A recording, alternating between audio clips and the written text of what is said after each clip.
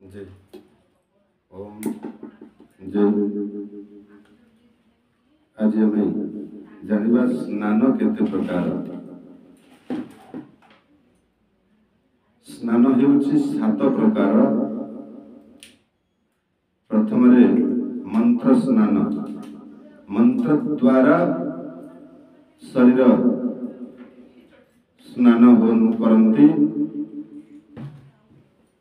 द्वितीय भौम स्नान अर्थ शरीर रे जदि मृत्तिका बा माटी लगे स्नान कले सेटा भौम स्नान कहा जाए। तृतीय अग्नि स्नान, अग्नि स्नान केमती करा जाए? समस्त शरीर रे भस्म लगे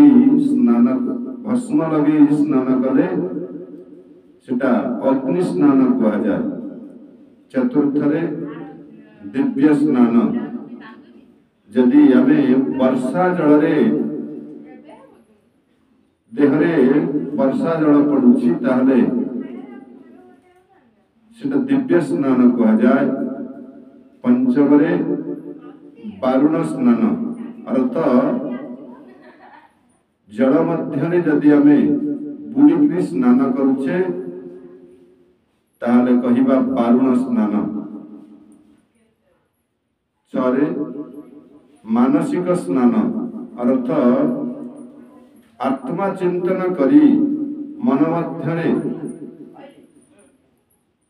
जदि आमे बुड़िकी स्नान करुचे जल मध्य ताहले सेटा मानसिक स्नान कहा जाए।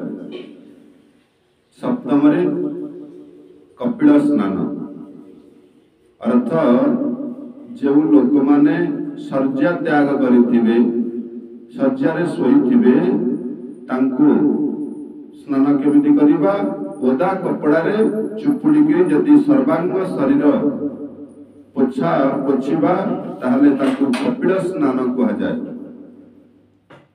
एही 7 प्रकार स्नान अच्छी आमर।